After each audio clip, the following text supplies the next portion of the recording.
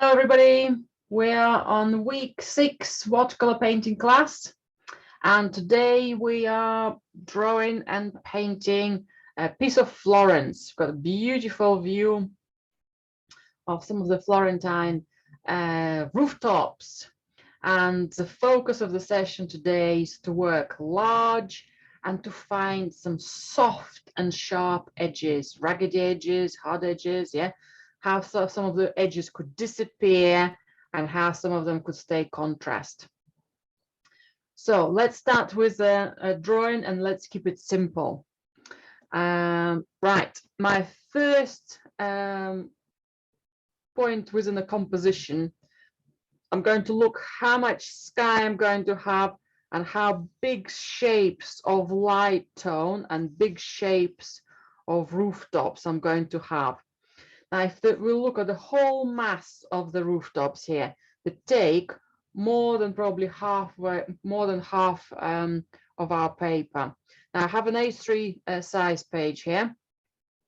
So if this is going to be my halfway through, yeah, so roughly to give me an idea of that diagonal, I'll make those lines slightly darker shortly. That's going to be roughly, that doesn't have to be all the rooftops, it's just kind of as a base, as a big shape of it all. We can adjust it. Sometimes just placing a pencil or brush, giving us that diagonal and dragging it across. Maybe I could make it a tiny bit more higher here. Okay. Well, we can adjust it as we go. So that's my first big shape. Okay, it looks like it's a bit wobbly. Let's just make it a bit more stronger. Try to keep your lines light so you can rub them out very easily. Okay. Then I have my skyline. The building is going to be going up and down within that sky, but roughly, just to give me an idea of proportion of it, yeah, I'm going to leave a line at the top there. And then below, I'm going to have a bit of light. So it's almost as I'm finding that simplicity of the composition layout. It gives me a rough idea, and it also gives me a bit of perspective immediately. That's my horizon, and maybe the tops of the building, some of the tops of the building, some of the diagonal lines there. I also have at the bottom left corner, I have almost like a very shallow triangle. So if I divide my paper into half vertically here, so widthwise, it goes way further, the halfway through point. Some sort of shadow, roof, something else going to be there. So we have a range of lines going, yeah, diagonally across. Right, and now we'll start with some of the key buildings. For example, that very large, I think it's 2 buildings overlapping, or maybe it's part of the same building. But it's one section of it is behind. But if we take it as a whole, so again, if I divide my paper halfway through where that building is going to be, let's find out.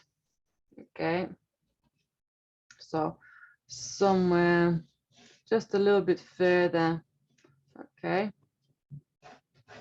so I'm looking at that big triangle rooftop. It's almost coming to the sky line.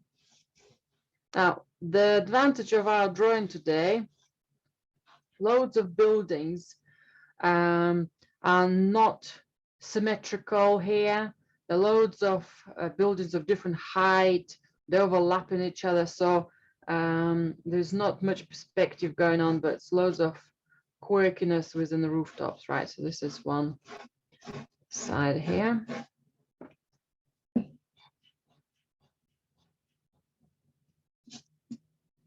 Okay, and I can get rid of this line now so I can see the full house better. Okay.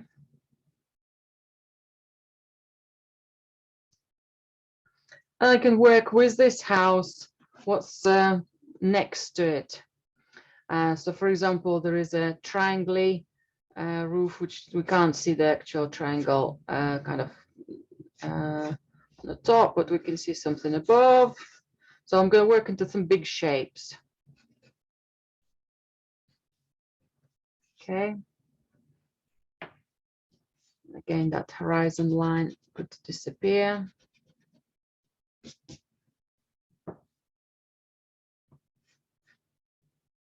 We can work into shadows and everything else afterwards, and windows. Maybe just to identify our first house, I might just put top window here just to see it's better, so we recognize it. And again, if I put a window and later on I decide it's too small or too big, I can adjust it. But for now, I'm going to keep it there.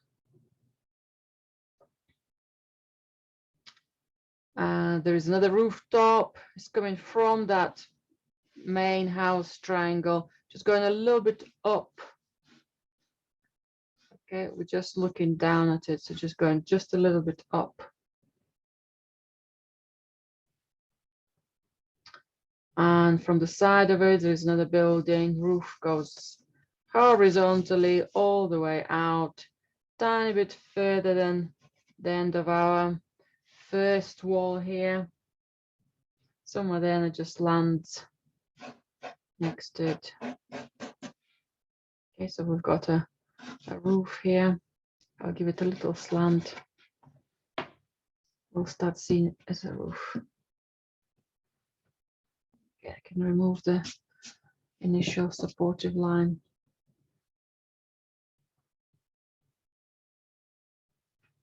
Okay.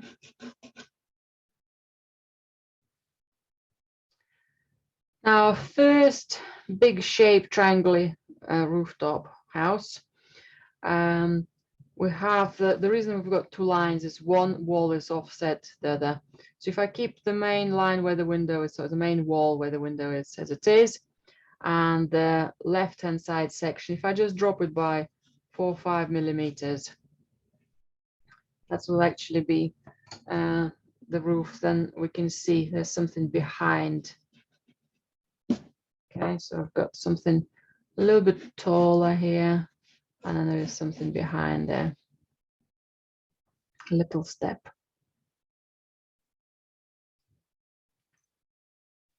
I'm going to try to keep the drawing simple without too much worries about perspectives.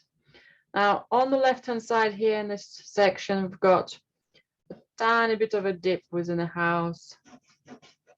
And then it's, again, straight. That's probably going to come up to my skyline. And I can have very shallow roof on the top there. Okay. And if that roof continues, you can have another little subdivision of a few more sections, just breaking it down into maybe lighter, darker tones later.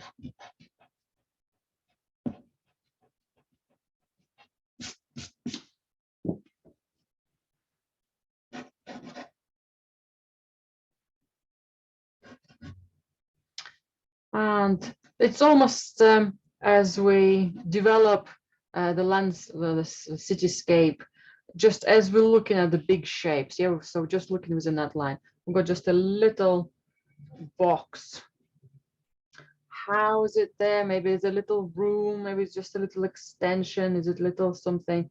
Looks like something is working in there.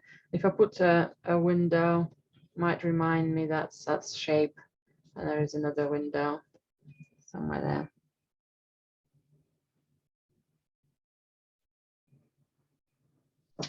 Now for the background, I'm going to add one more building, and I'm going to leave the rest to nuances, to playful strokes with a brush. And that's going to be a bit of a boxy tower. It just comes just above the horizon, or almost on the horizon. It's got quite a simplified shape to it. And we've got a bit of a width. I'm going to keep the top of the tower straight because we're far away. We're quite high up with that tower. So it's quite a boxy shape. And again, I might just put a little window for it. Now I need to double check that my lines are straight. I think because I'm sitting at a small angle, my lines are started to be slightly diagonally. Okay, let's correct those. Double check that you don't have any lines leaning. They need to stay vertical. Okay, just double check this line. That's okay.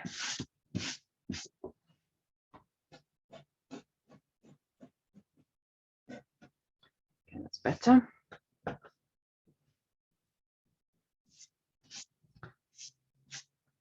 And the rest of the building on the back will be somewhere up and down, somewhere there. So I don't really need to sketch them properly.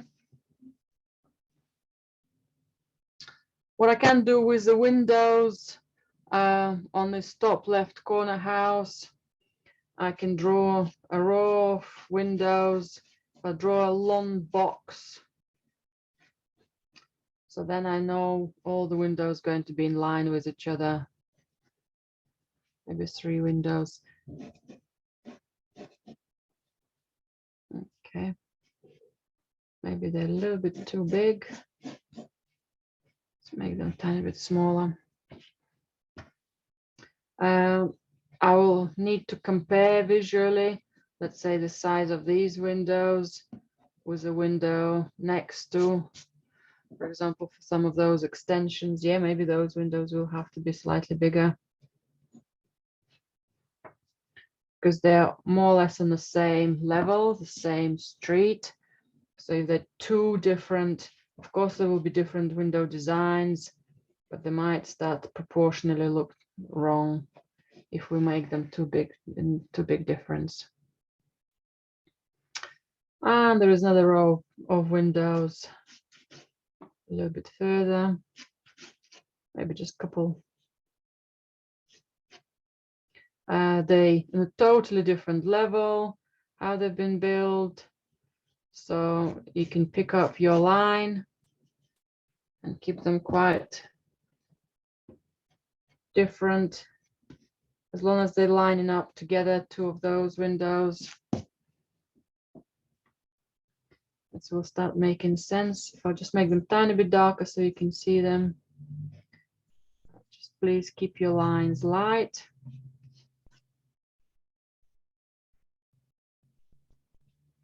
Okay.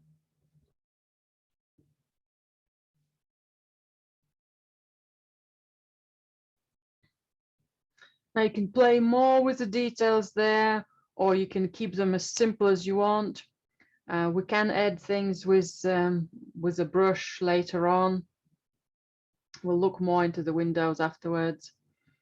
So we just found the rough proportions of some of the windows, and before we do the rest of them, let's just have a look what's in the middle ground. Now in the middle ground, we have one building which stands out on its own, okay, more on the left, and then we just see the kind of lower sections of the rooftops.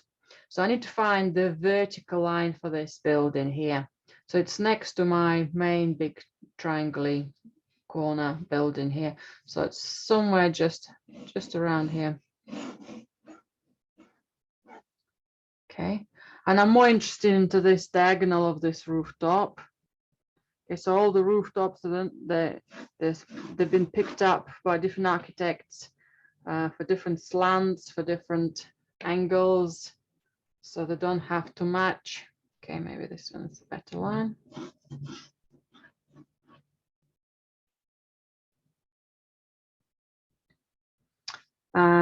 Actually also can compare maybe one of these, the top line here, and it looks like I could go a little bit straighter. So that my first original line wasn't just a roof line, it was just overall shape of darkness, but this is probably going to be my roof line.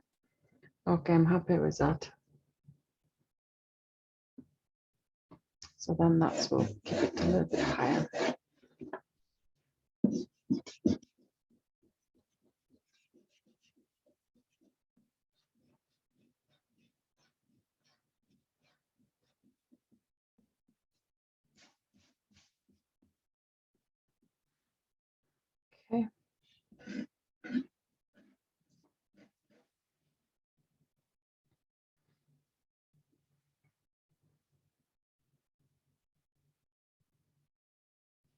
And there might be another couple of buildings just coming one on top of another.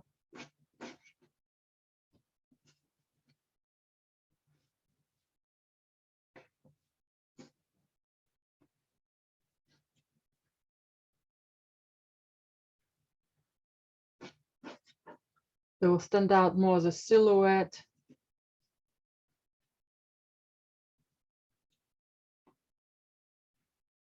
So we don't need too many details in there. And the bottom of our building here, we're going to make the furthest away side a little bit shorter, and we're going to have the closest to our side slightly wider. Well, we can't quite see them. Let me just make it a tiny bit narrower here.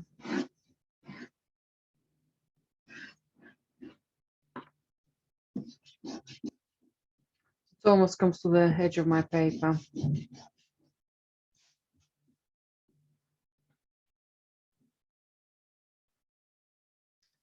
And then there are loads of things going on. There is another roof joining halfway through.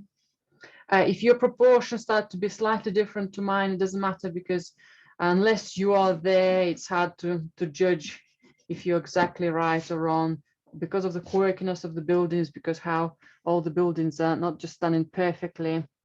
They've been edited at different times. They might be under different angles. Right, so I'm going to continue this line, and that's going to be my roof line for this block.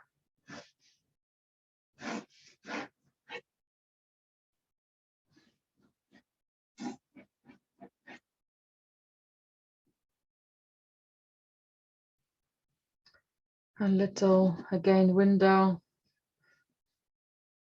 So that's the beauty of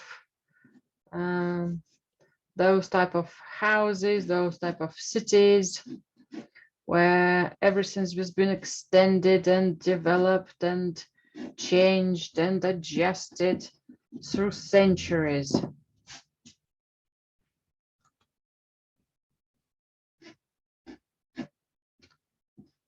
Okay.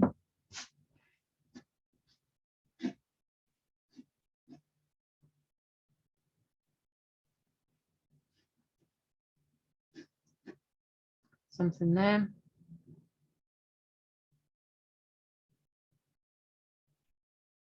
Now this triangle next to us at the bottom is the rooftop, which goes right from under our feet. Yeah. So when I was taking this photograph, I was standing inside of one of the palazzos, just looking down through the window. So this is part of the roof. So some of these tiles going to be narrower and getting towards us slightly wider. Let me get a nice angle for one of them here. That's it. That's better. And the rest of them is going to go.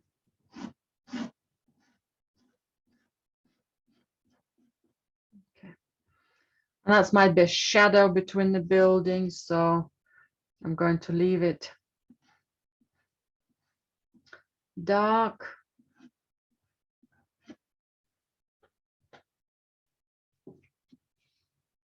And we have another silhouette of a building in the shadow.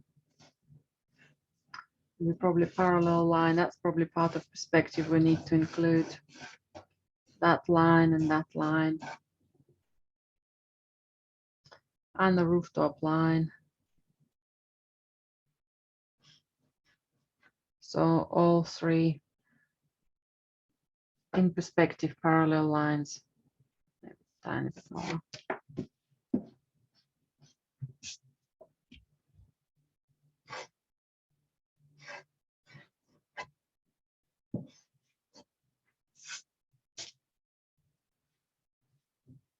Okay, looks like I've got maybe a rooftop could be a bit shorter, sorry, a bit longer.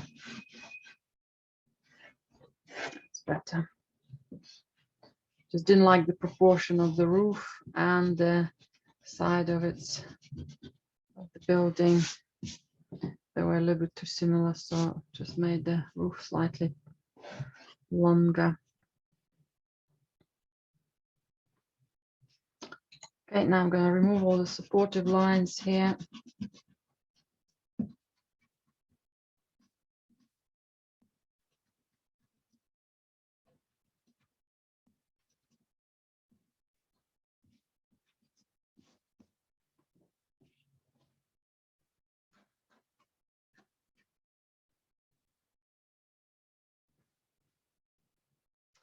And there are some extra quirky rooftops coming together, which is quite hard to understand what's happening, how they've been extended, how at what stage they've been developed.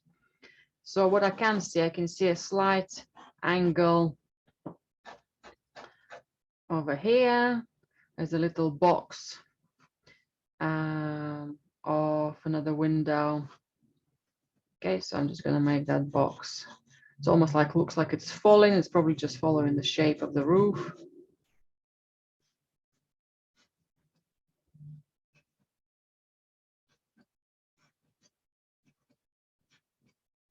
I'm not going to pay too much attention to it anyway. Okay, that's a very strange shape roof, not because of perspective, but how it's just been designed. Okay, and then this one's going to be more the same. Just put a couple of lines just to show that will be one shape different.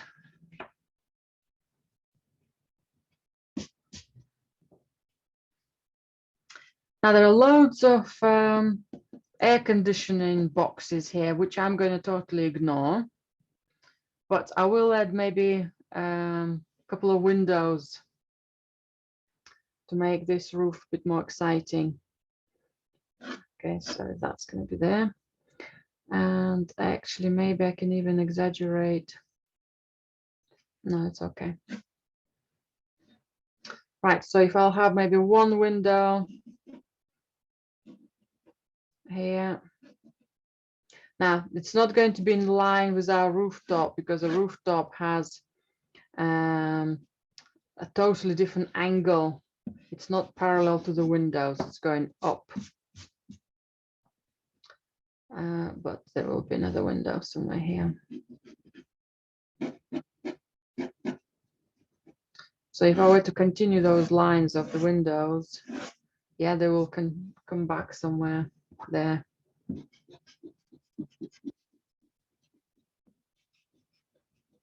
In perspective, but just look out for the angles of my windows. They're almost straight, but they're just a tiny bit going up within that building.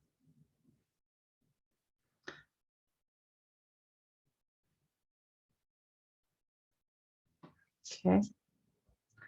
And then I'm going to decorate my drawing with a few more windows. I think most of the shapes, big structures we've done.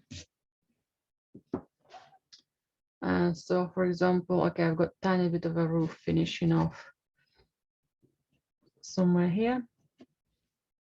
Again, there is an air conditioning box, which I'm going to ignore. But I will look at some of those windows. They're not in a line. They're not, well, at least the first one isn't. And the other ones possibly in a line, but they're of different designs. One has shutters, another one doesn't.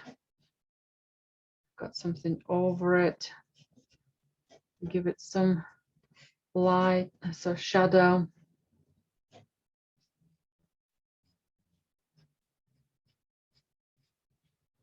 Now these windows can have a slight angle. I'm exaggerating this angle with my pencil, so don't keep them too perfectly straight. Just give them a tiny bit of angle. Like these windows, the right corner going up a bit. For these ones, the left corner is going to go up a bit. Just gently, especially the windows which are lower. Okay. And I'm going to put another one somewhere here. Again, if I would have continued the lines.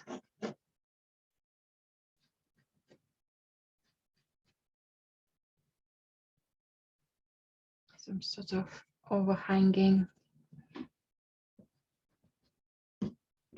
roof.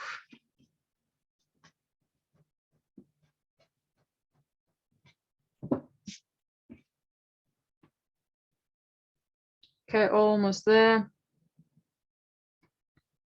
And there is another lovely window on the side here.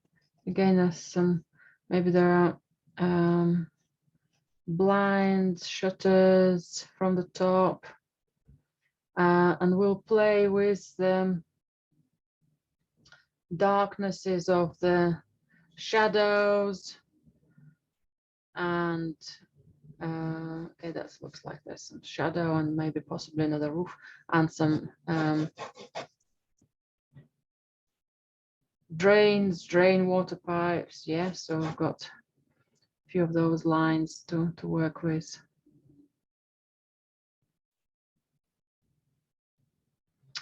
I'm going to compare a few lines here. If they slightly link together, I might just vary them.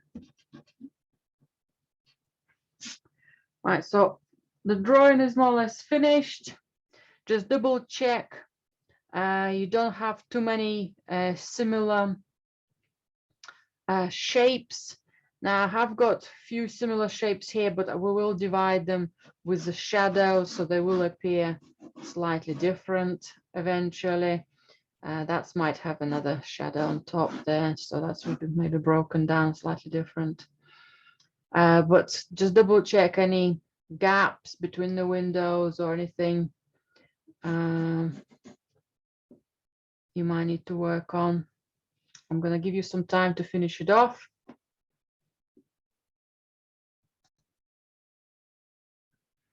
Now I have some spare paper just to get some color combinations, just get some color mixing going before we start doing some big washes.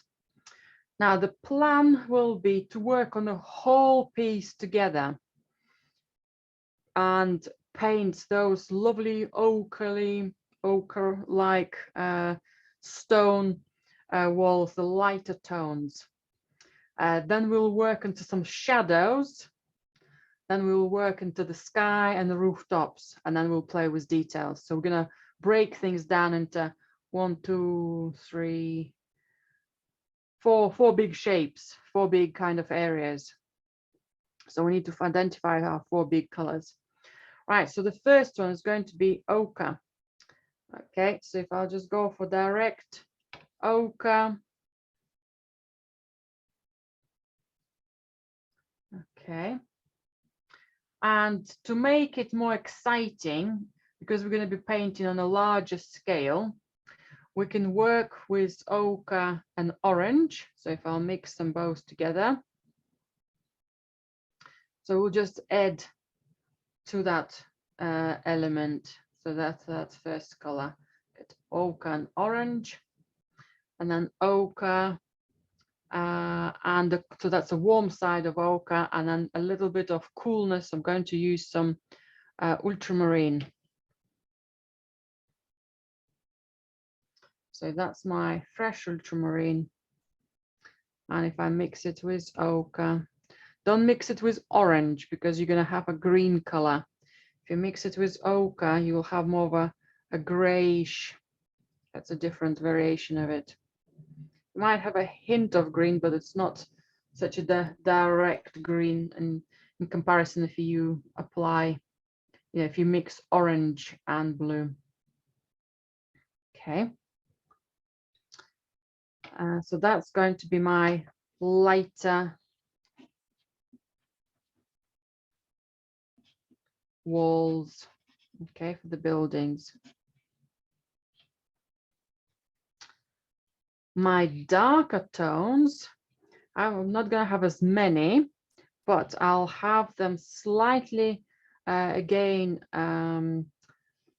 using the ochre and I'm going to use some violet. Okay, a dab of violet, something like that. Or maybe actually violet and orange. Maybe that will be another combination, violet and orange. Okay, and that's just mixing slightly varieties of that color. So that was orange, and I mixed it with some fresh violet just to show you.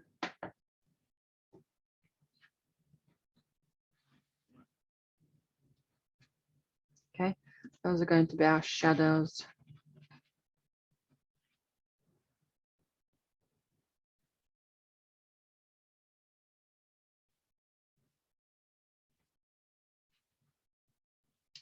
Now let's find some rooftop colors. And again, I'm simplifying them. So it's how can we mix them very quickly? So if I have some orange, so that's my fresh orange here. And I have maybe cadmium orange. Just going to wash it. It's a little bit murky color here. So cadmium orange on its own. Okay, a bit more fresher.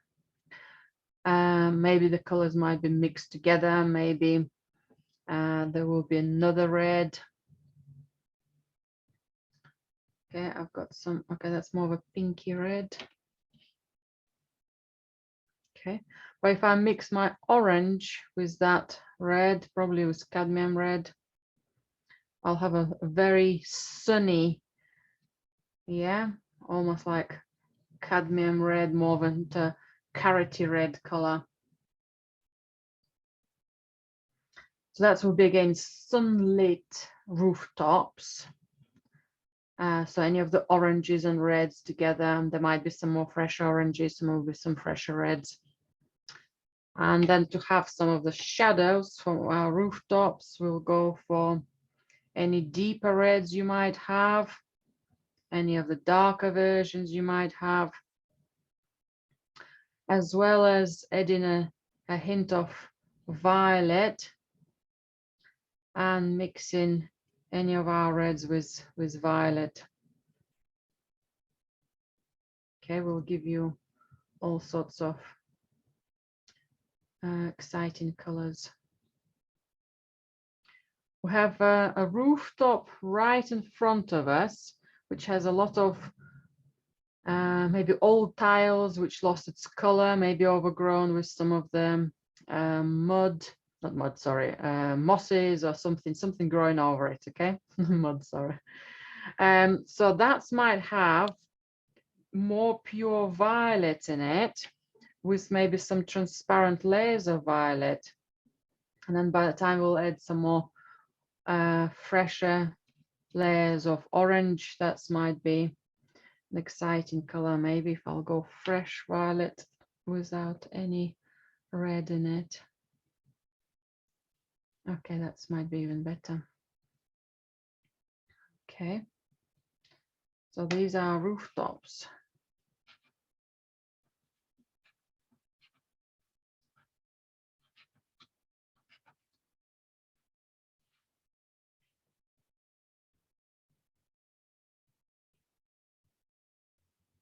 So as long as when we paint, because we'll be working on a big scale very quickly, we'll know that the walls are going to be ochre mixed with orange, ochre mixed with blue, okay, with ultramarine. So variations, depends how much you load your brush. Shadows for the walls will have more orange and violet, okay, and we can just keep mixing them. And the rooftops, anything in the warm side of orange and reds, and anything in the cool side of that purpley reds, violety reds. And let's mix maybe a bit of color for sky. I'm going to test out ultramarine. Looks a good color there. But also I'm going to check my azure, which might be a good option as well to make it much more Mediterranean. I think maybe azure will be better, or combination of both. Okay, just the same color. I'm just making it slightly darker, lighter. Okay.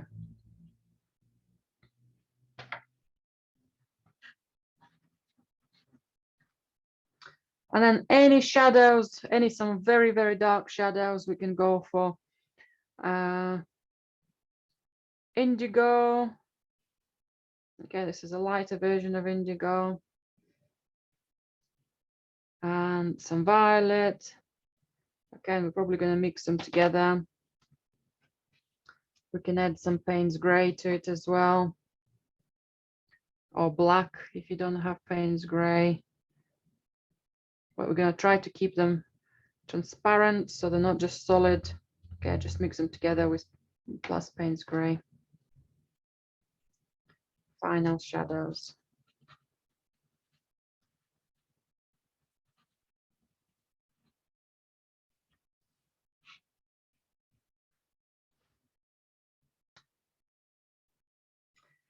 Right, our next step, we're going to wet the whole painting together with the big strokes, and we're going to apply our warm colors, our oranges, or our ochre and orange, ochre and ultramarine, all over. Okay, even where the roofs are, where the sky is, we're going to just work through together. Right, so I'm going to use some clean water. Okay, and apply it everywhere. Got big brush.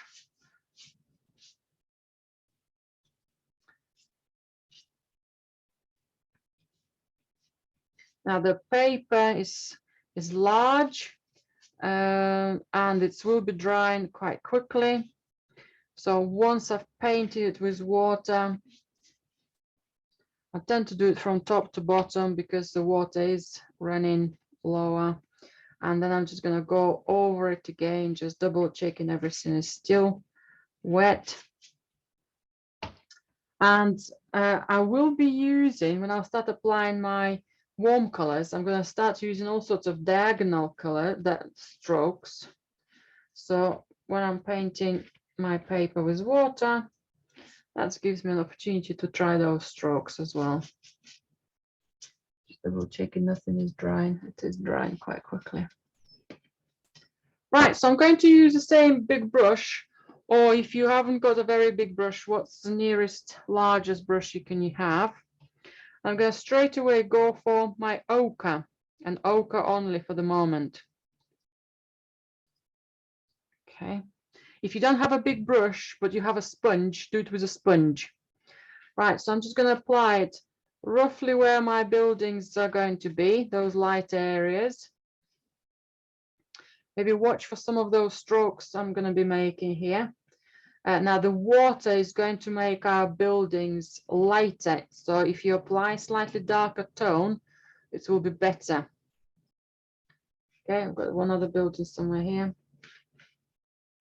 Now I'm going to now introduce some orange. So my orange and ochre mixed together. So it's a little bit more stronger in pigment.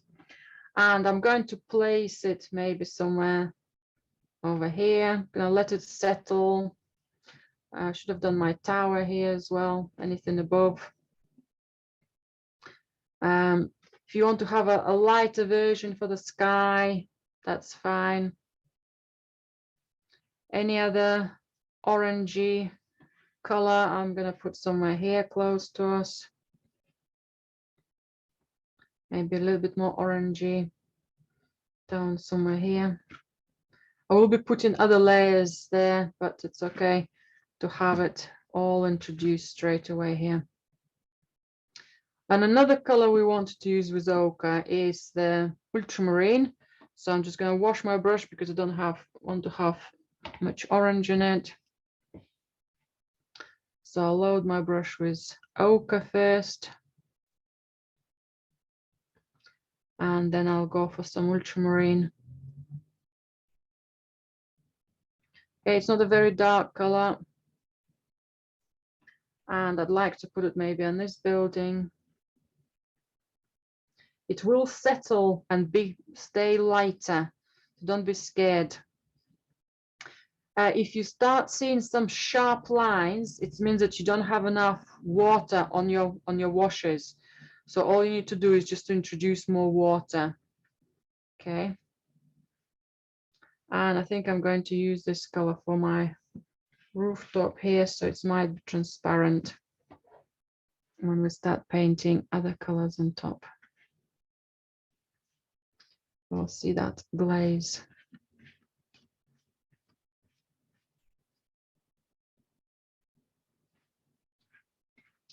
This rooftop could have a little bit of coolness in it as well.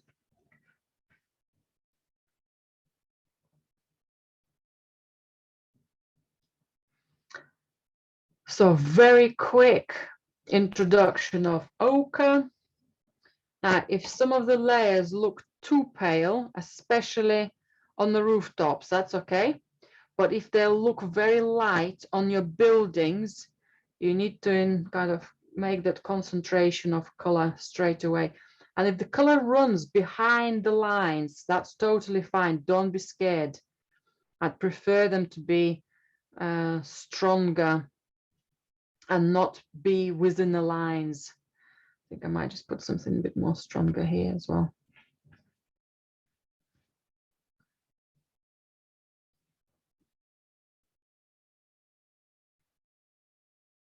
Now, ideally, while this is still wet, we need to do some of the shadows on the buildings, at least initial shadows. So those are the colors we were mixing with a bit of violet and orange. So if I have my orange and I have a dab of violet with it. So for example, this big shadow over here, I'll have stronger orange there than violet. I'm still working with a big brush. If the colors will run, that's okay. Hopefully they will just spread softly. What I might do with a window here, one window could remain dark. Another one I might just gently lift. So when I start painting them reflections on it, it will remain light of blue. Okay. I also need some more darker shadow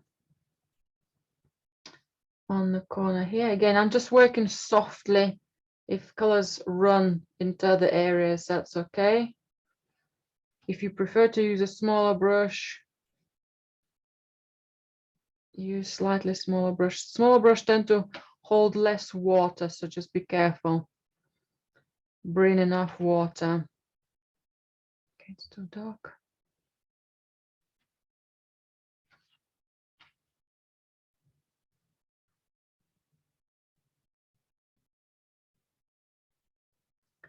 Part of the tower.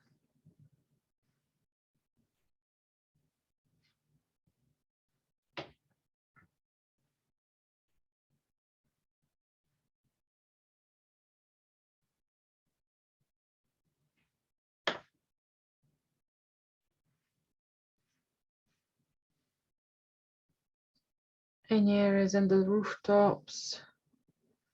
No, I think I can do that with smaller brushes later on.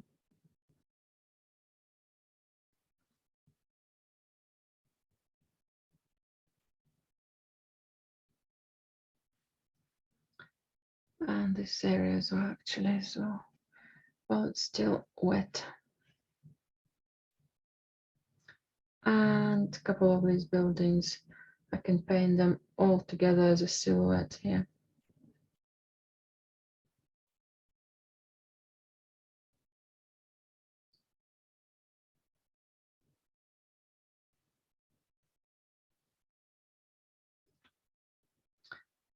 While my rooftops on the foreground are wet, I will stop very shortly. Just gonna put some more fresher violet here so I can paint over it afterwards, and all of this area in front of me as well. So I already had the pale ultramarine there, but if I'll paint some of the violet here as well, we'll see a small amount of it coming through.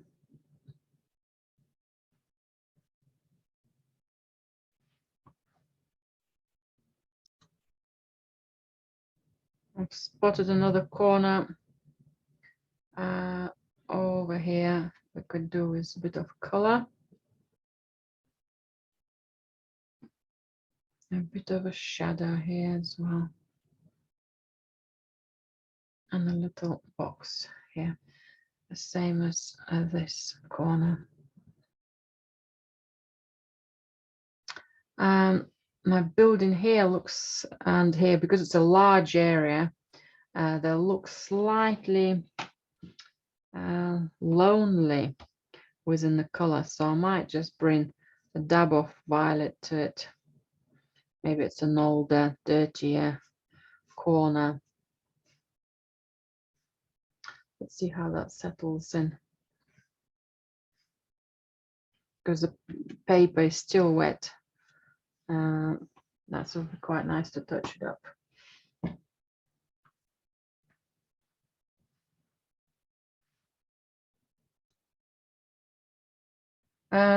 Now start painting with smaller brushes, and I'm going to start with the sky. Now if it's still damp in that area, that's fine. If it's dry, it's fine too. So I'm gonna go for my azure. So that's more of a sky blue, yeah, color. We can test it again if we're happy with that pigment. I'm gonna try to make it slightly darker at the top of the sky and slightly lighter to the bottom, but overall it will be more or less similar. And possibly, I think maybe I will have a dab of ultramarine in it. I think that will be stronger. Now the sky is quite dark against our lighter buildings. The rooftops will be darker than the sky, but you need to come out much darker than the lighter walls. So flat brushes might be easier to apply to get some straight lines. Okay, good. Eraser rubbings. I'm gonna do it all in one go.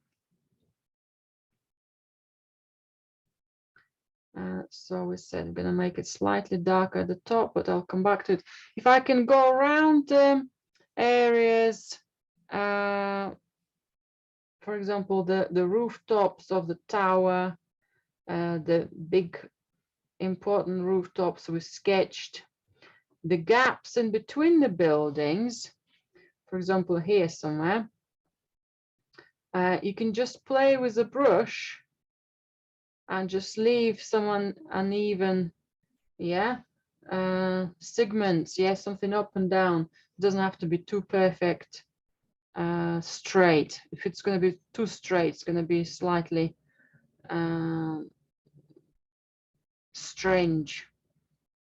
Again, I'm coming up to the front, sorry, to the rooftop. And to make my roof, sorry, my sky slightly darker, I'll go for a dab more ultramarine. I'm just going to put a layer darker on the top, and it will blend with my current color because it's quite damp. Okay, I don't want anything runny there. It will settle fine. Okay.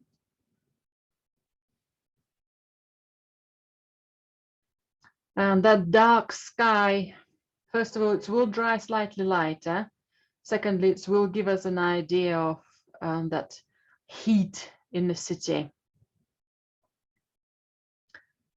I'd prefer you darkening the top part of the paper for the sky rather than lightening up the bottom part, because then that sharpness of the edge might disappear, especially around the towers.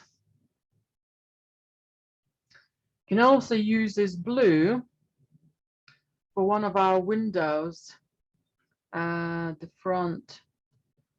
I'm just going to paint all of it within that color blue. By the time we'll have the window frames, other areas there, it will have a beautiful reflection of sun or of sky.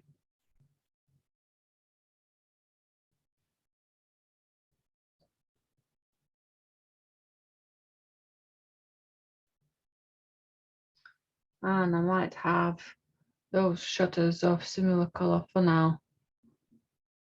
They're not going to be total stain fresh blue because otherwise it will look like reflection of the sky, but I think they've got some sort of coolness in them, how they've been painted.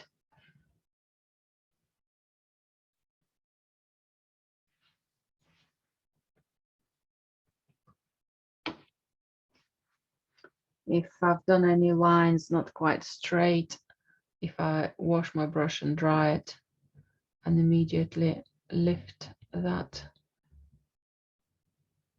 stroke, I don't want to be there. Right, now I'm ready for using my mop brush. I'm going to start painting my rooftops. Now, if we look at the photograph, there is a lot of variety of color in the roofs, yeah? So if we focus on the foreground roofs, well, actually not the foreground really close to us, but the one kind of middle ground, they will be the most bright and bold, okay, in color, the most happy orangey reds. And maybe some bolder color will have somewhere reference point to somewhere here, okay?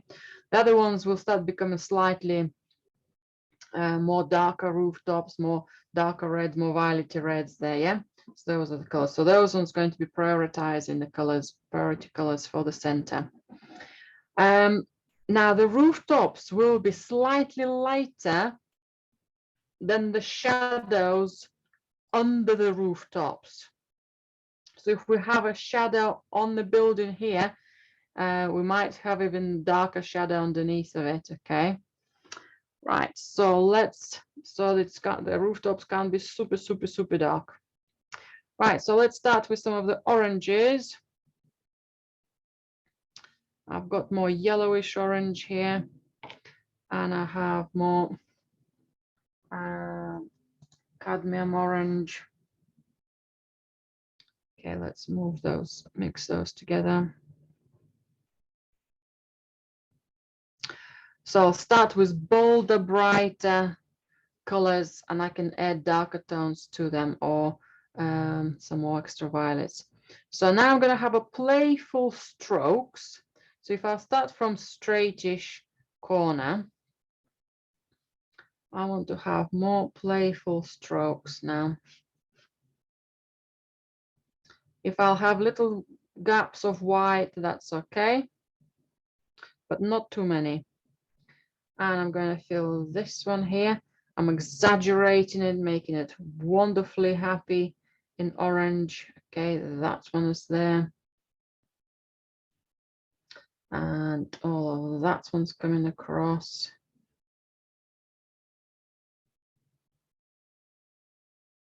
Bit of gaps for the foreground tiles left.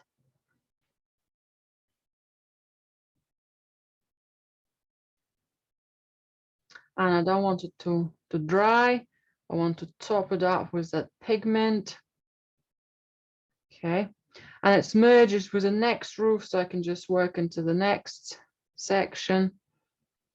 And it also has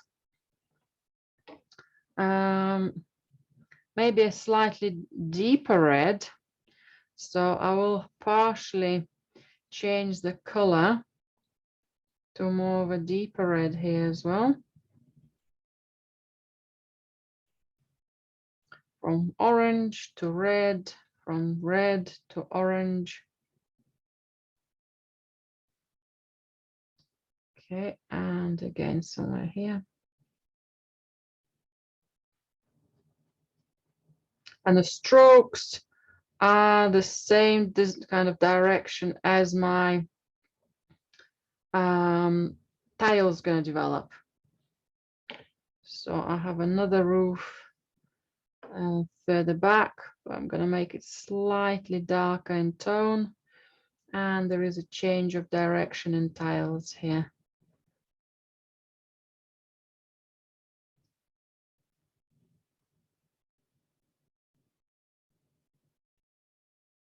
I try to stay within the lines, more of the direction of the lines than anything else.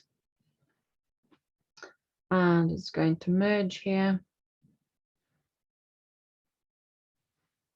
And while these rooftops are still wet, I'm going to go for slightly bolder color. So for example, if I'll go on this orange, I'm going to have a dab of solid red. And maybe just have not too perfect straight lines. And I know that they appear a little bit bold and stripy, but they will soften down as they as the colors work into each other. And I'm going to have slightly similar, but maybe slightly different color. Might go for browny red or any other color you can mix with violet. Just a bit more. Next section, so they're slightly different angles, so I'm going to slightly change them, kind of the colors they're mixed with. So this is more red and violet together. Again, it doesn't have to be done all as individual lines. There could be just little shapes. Might be some more shadows going that way, or how the tiles directions settle.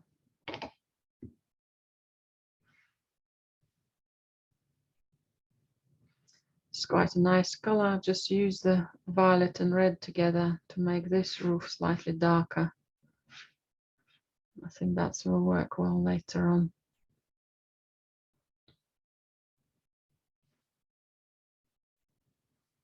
There are gaps and there's a bit of graphics of shadows as well, but I'll come back to that later.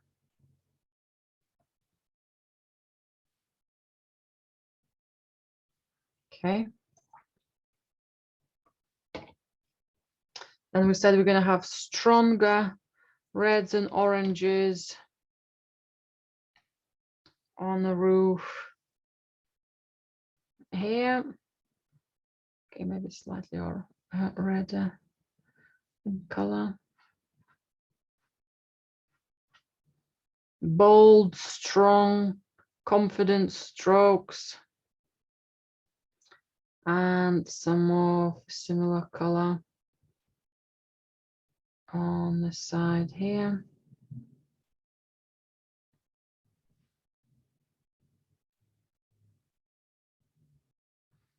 And then the rest of the rooftops could go slightly more into the darker reds.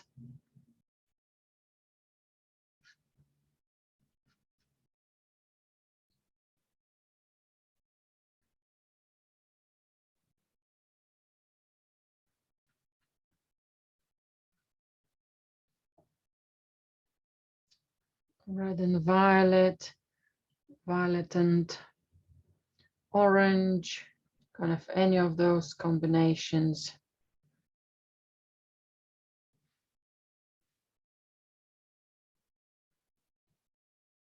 Any imperfections, just an advantage for us because we have very quirky architecture here.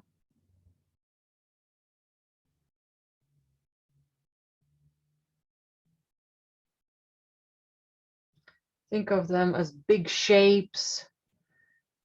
Don't get lost into little segments. We're finding more bolder colors in some of the rooftops. That's okay, just still think of them as big shapes. I found a little corner here. I can maybe do a little, not just a straight line, we can do the details of the tiles, curvatures later on.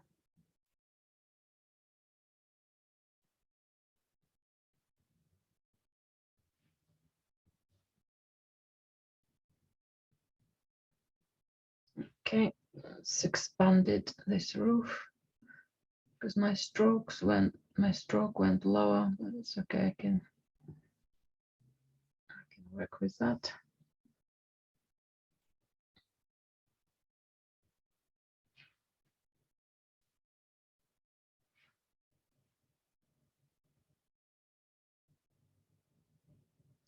Any other darker reds?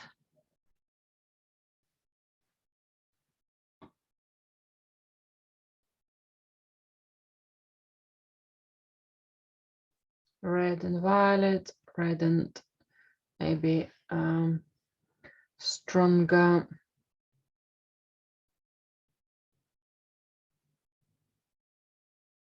Titian red. Now it appears that my roof suddenly goes up, but my paper is buckled here, so it gives a wrong impression. It looks like it's suddenly it should that rooftop should look straight. By the time it will dry, it will settle. I'm going to put a couple of more rooftops in a darker red at the back.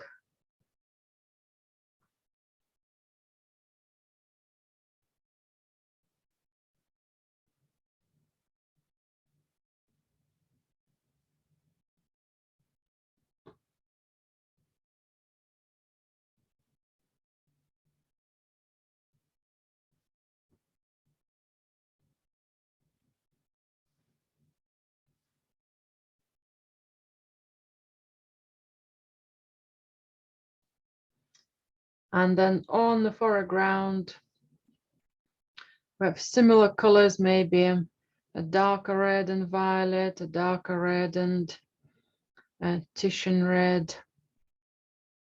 Titian red is like a browny red.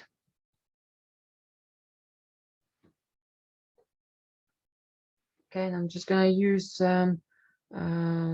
broken strokes just to show some of the tiles. I've got some light at the same time. I've got a bit of violet color present remaining. Say maybe some of the stronger orange red could be still present in this rooftop.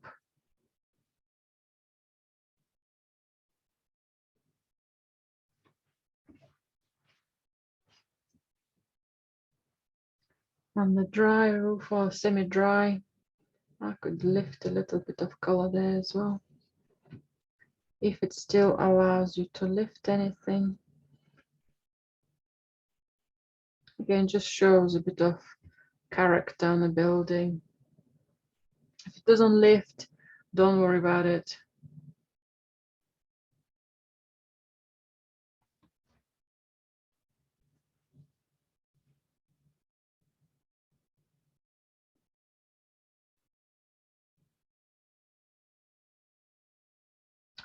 And my other reds are going to be on some of the shutters.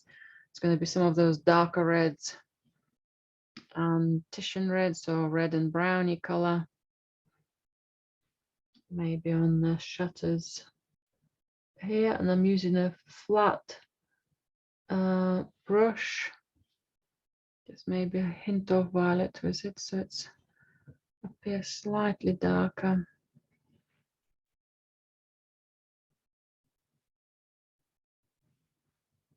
Okay, any other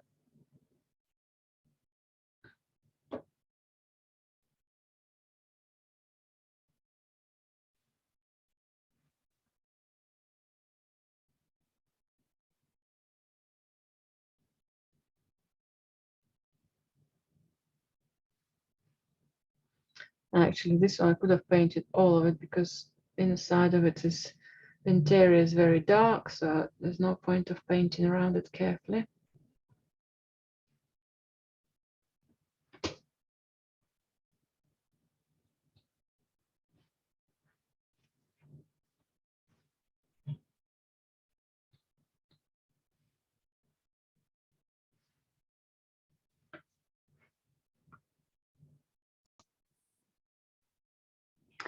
Now, if I'll visually compare my painting now with the photograph and think of my initial plans of having this segment of the painting light and everything else remaining much darker, at the moment, these sides of the walls are looking too light. So I quite happily can make them slightly darker. So if I use my, again, mop brush or any larger brush you might prefer, and I'll go for stronger violet color and an orange. Okay, so I want to keep it warm, but I want to keep it slightly darker. Right, so all of that area will need to go darker. And why I'm using orange and violet, not just a brown, let's say not sepia, is because then I can add slightly stronger violet to it. Maybe let's say in a corner somewhere here.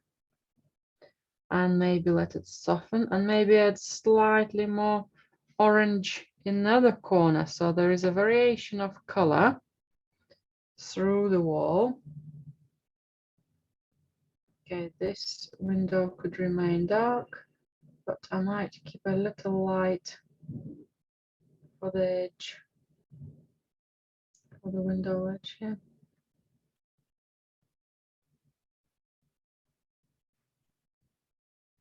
But if you're not going to leave it, that's okay. And maybe something more stronger orange next to the rooftop, because that orange will be reflecting on that wall. Does it mean that the wall can't be dark?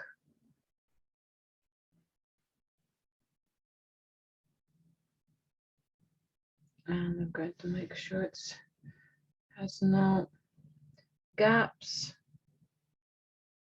wide gaps.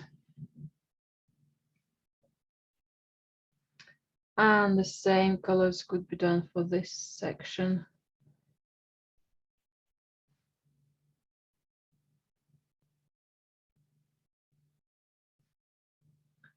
All the way to the straight wall of the building next to it.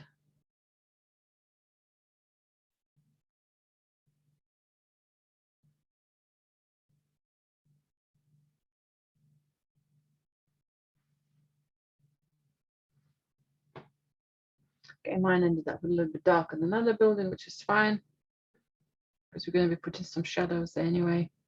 And I'm going to put some more fresher violet, maybe under the rooftop, and more of an orangey color underneath, next to the bottom part of that wall.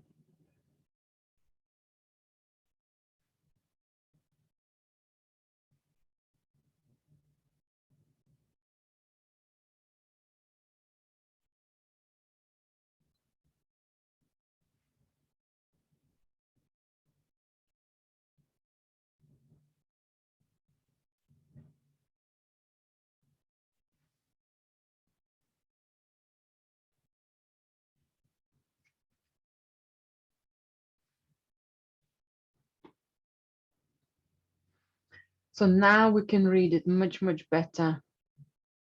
Right, we've got a tiny bit of a corner here as well on this little edge. That's it. And I think I can make Couple of walls here slightly darker, maybe just gently.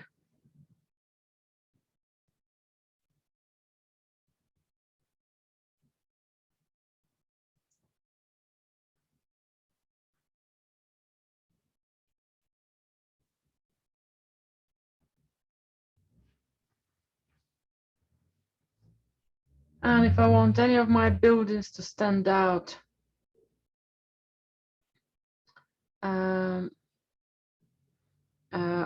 on this block of highlights, I think this building could go slightly at the back. So if I add a hint of orange or hint of gray orange, browny orange, that will make it slightly at the back. And the other one's slightly fresher in tone as well. I found another corner here which could be dark.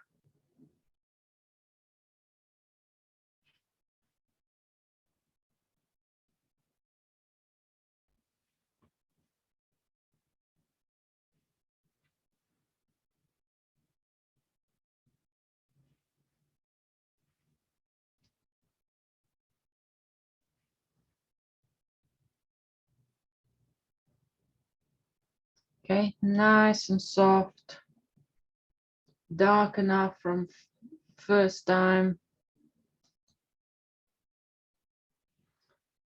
Right, now we're going to do a couple of glazes on some of the areas of the buildings where we might have lighter shadows, where we have very darker ones. So I might just wait for our paper to dry gently. I think it's too damp for me to do anything there. But to have some of the effects, what we would have done here, just a slight tint, slight separation of lightness. So I have violet and orange, anything like that here. So for example, if I want to make these two buildings slightly different in width, which one's at the front, which one's at the back, so I can have a tiny bit of a wash next to it. Maybe just work with the width of the brush to show some of the kind of roughness. Maybe some of the paint's been run with the rain. Maybe some of the windows which have a bit more softer framing.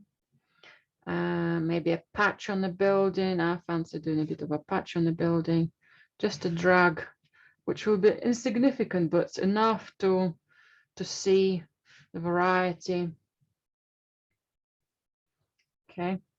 Now we have a lot of details on the photograph here, but we just left it out. So to compensate, I left all the air conditioners off. But to compensate, I might just put some more marks, imperfections on the corners, maybe how things been plastered. This little roof, not too sure if, I think it's just some sort of just light windows, not to look out, but just to create some light within the area, within the building, this interior. Yes, so little corners like that could work well. Or even possibly just to take the edge off that bright corner of the building there, so it's not leading us out from the painting. If I'll just do a little mark across. Okay. Some of the windows could have a bit more tone underneath of them or within them. So by the time we'll start adding darkness to them, I found one more roof I haven't painted. This little corner. Yeah, by the time we start painting darker windows, if we have some sort of subtone to them, then if we do leave that slight volume of light, it might be enough to show that depth. Okay. And also any lighter rooftops we can see sideways, kind of little width. Okay, that's maybe too light.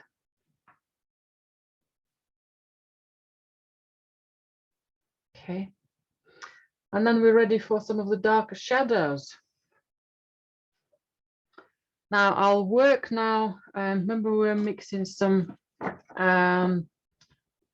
indigo and violet together, indigo, violet, and Payne's gray, any of those shadows. And I'll definitely use my mop brush or any other brush you'll find useful, which will create playful, more delicate lines. So indigo, violet. In some places I'll have more violet, in some places I'll have more indigo. Now I think I'm ready for the bigger shadows. So the main key one is somewhere here. So I'll start from it right here, leaving tiny bit of space under the roof, which might be just the width of it, the roof itself. Going over the windows so the windows are not covered. Okay.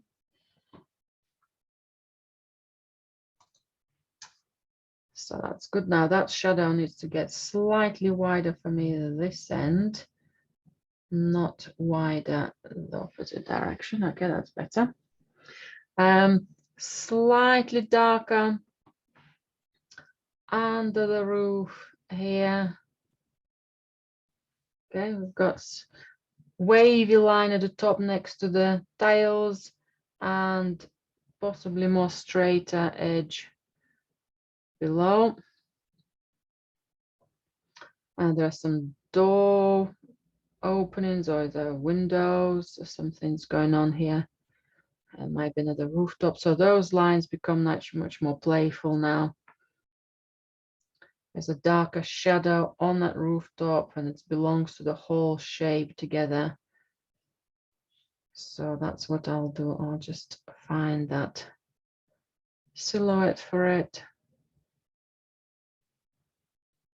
If it's slightly running on my other wall, if I'll keep a straight line, that's better.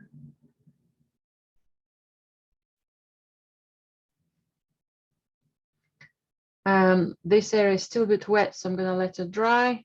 I'm going to work on any other darker tones elsewhere. Okay, let's find some of the rooftops and edges. Okay, I've got a bit of a shadow here. So part of the roof, so part of the side stays a little bit darker.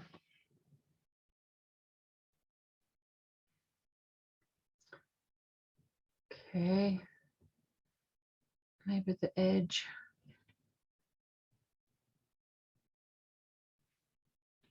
Okay, got a bit of texture, but the base, the lower line is going to stay a bit more straight.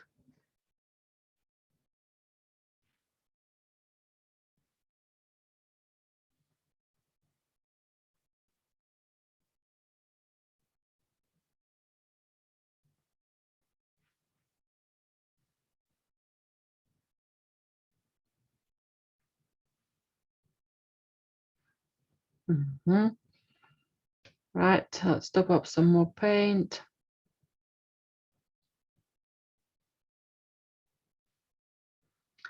Some exciting shadows and shapes happening in the foreground. Maybe I should approach them now. And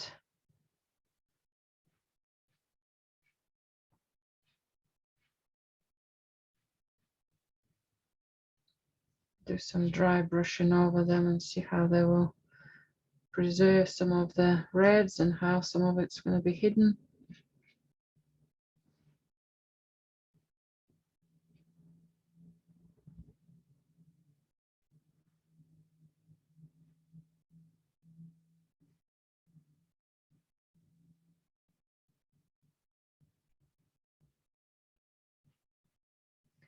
Some of the joining parts of the roofs, how they've been built initially.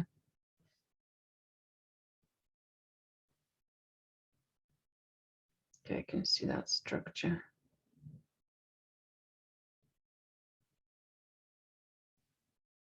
There. maybe not too many lines. We've done enough texture within the orange red tones, so maybe don't overwork the texture of the lines of the tiles here. Let's go for more violet again color. Violet, ultramarine, sorry, and indigo. Want this section to stand out.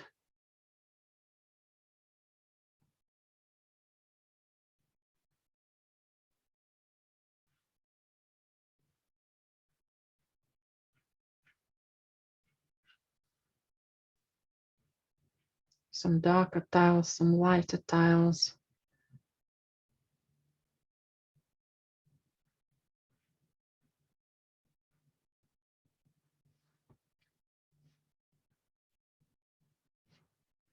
If I'll lift my board, you'll see it's slightly lighter.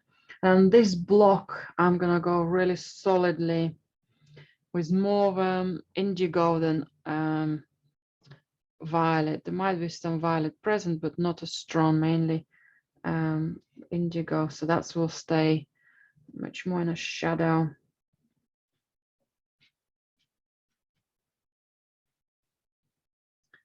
And those tiles I could emphasize slightly. And then again, the darkness.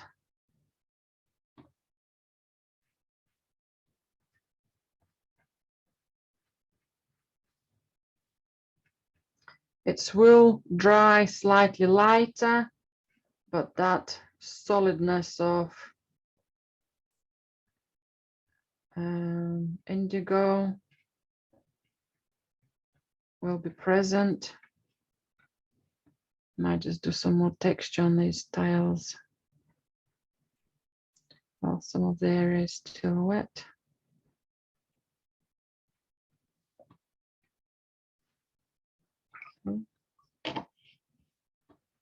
So it does appear as a light just caught.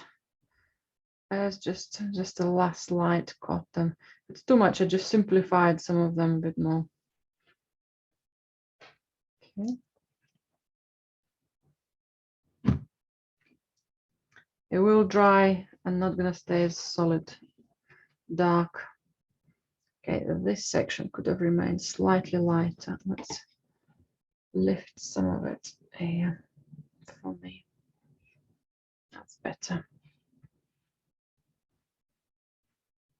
Right, and then anything else we can work. Now these are most dark tones.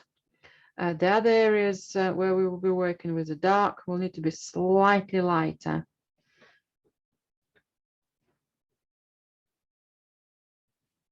So the edge between the roof, I might just emphasize that one more. The frame around the window makes it stand out immediately, very, very sharply. If you want to pick up a smaller size brush or flat brush for the windows, that's fine.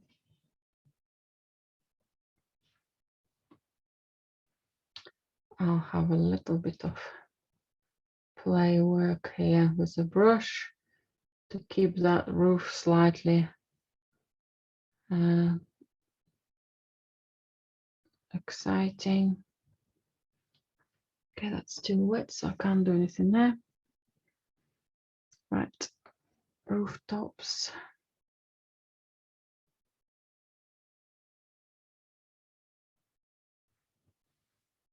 Some sharper tones. The windows will have slightly darker tone at the top because it's a hot day. So the sun will be stronger and more over, just just over us, yeah, not under the angle, but more straight over us. So the shadows will be shorter, much more sharper. Okay, let's do some of the inside of the windows.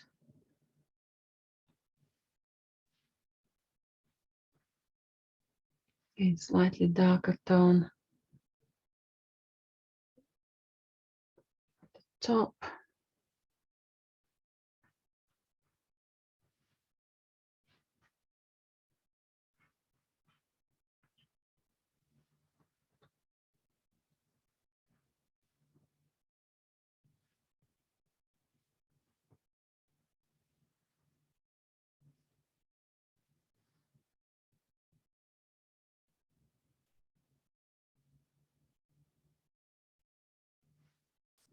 Okay, some more windows.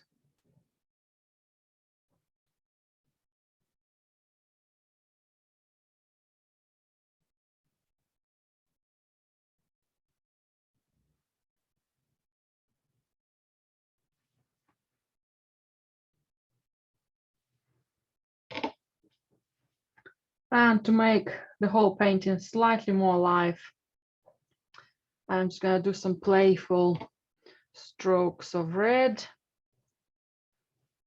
Red and violet, red and anything else I've got on my palette. Just to play with the textures on the roofs here. Let me just have a quick glance. Close. Okay, I can see that now.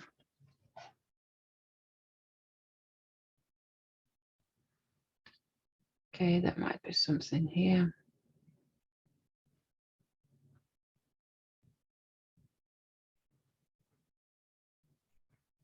There might be chimneys, just to make it slightly more varied.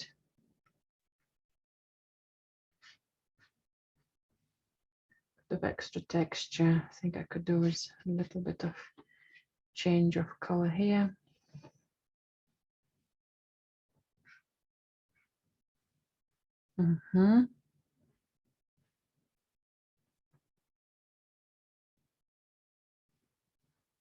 Let's do that window frame.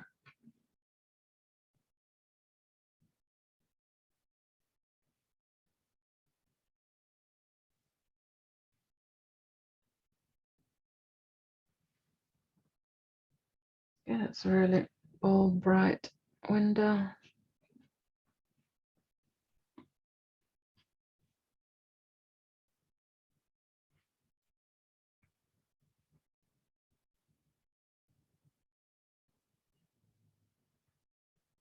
And if you wanted to add, for example, the rainwater pipes, okay, you might be following, maybe some happy dots, maybe some less precise little shadow somewhere.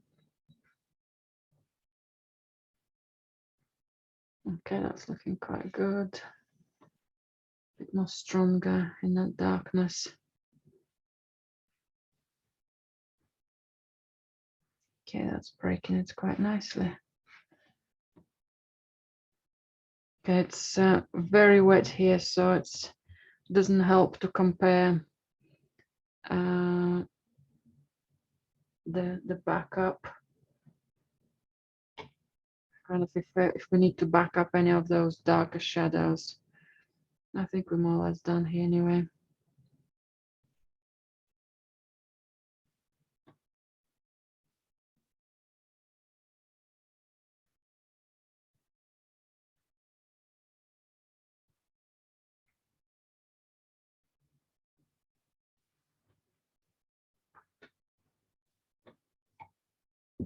Just going to check any other angles. Might be slightly softer angle here.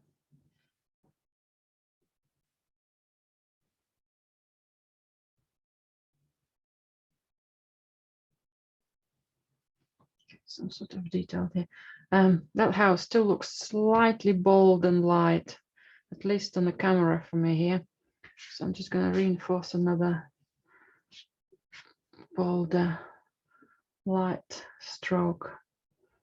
I'm much happier with it now. That's good.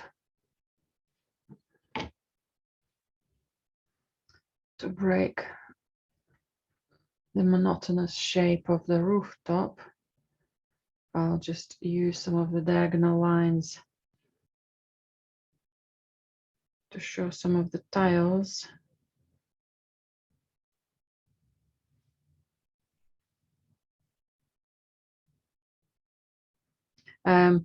It might not work for some of the pieces, so if it feels good for you without any of those lines, keep it without them.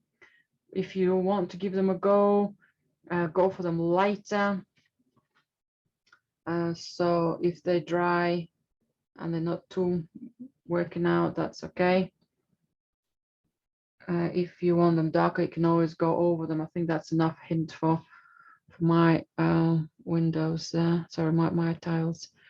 I'm waiting for this section to dry. It's still very wet. Okay. Maybe leave it as it is then. Right, and I'm going to stop at that. And once this roof and this section of the building is dried, I'll know for definite if anything else needs balancing out, but I think it should work. Actually, maybe a tiny bit more here. Now I lifted it up and I could see a bit more darkness. Okay.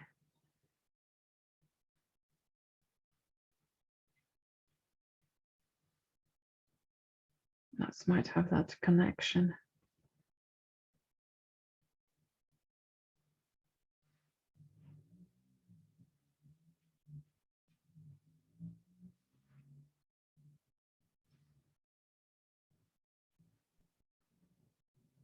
Yeah, that's the importance of seeing how things are drying. Okay, I'm going to stop at that. I'm happy with it. I'm going to let the masking tape remain till the whole painting is dry. I've got quite a lot of very large buckling going on. I'm going to let it dry, and it should be all working very well. So thank you very much for today. Thank you for being with me today. And I look forward to seeing your finished pieces.